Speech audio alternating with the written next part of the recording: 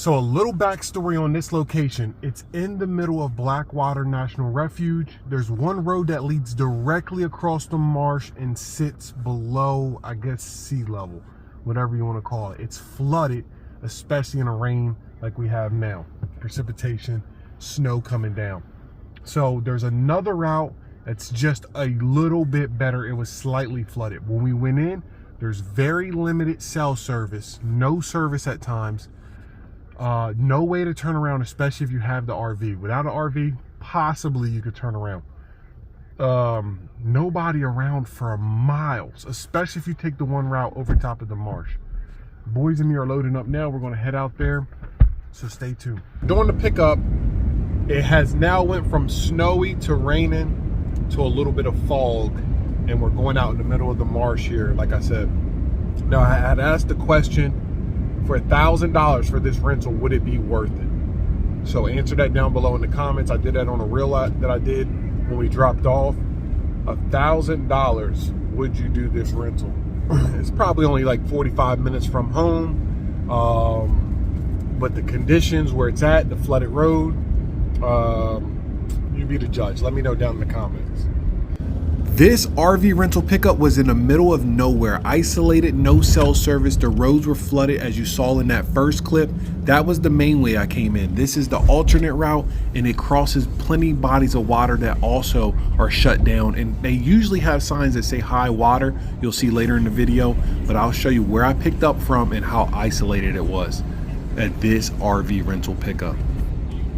All right, we have arrived to the pickup for the RV, as you see here. I'm going to step up on my truck and show you exactly kind of a feel for the area and where we're at.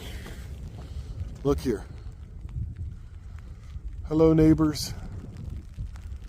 That is all water all the way out there. We came this way over top of this bridge. It was completely flooded. So I will not be going back that way. No, it was a lot better. We're right here. As you see, we're hooking everything up. We're about to try to hook everything up. But I just wanted to show you guys, sometimes with the RV rentals, they will take you to locations that you're unsure of. Now, this had 2 ways in and out. I just wish the renter would have told me. I have been down here before. So I know it gets like this where it's flooded. But there was no warning. So I was kind of caught off guard. So you just have to map it out and then decide whether it's safe for you to do that delivery or not. And for us, the first time was not worth it. This route is the way better route. There was no standing water on the road, but you can see that it can easily turn bad if a storm were to come in. And that's why this house is up here on these things like it is. So as you see here, these high water signs are posted. This is the alternate route, warning you to enter at your own risk. Now, the original route from the first clip did not have these, or they either washed away at some point. But this is a dangerous area, especially in the rainy season. Now here, the bridge erodes or floods so much that it's eroding away, just waiting to be swept away, guys. So would I do this again for $1,000? It might sound crazy, but yes, with a lot of caution and taking my time, I absolutely would.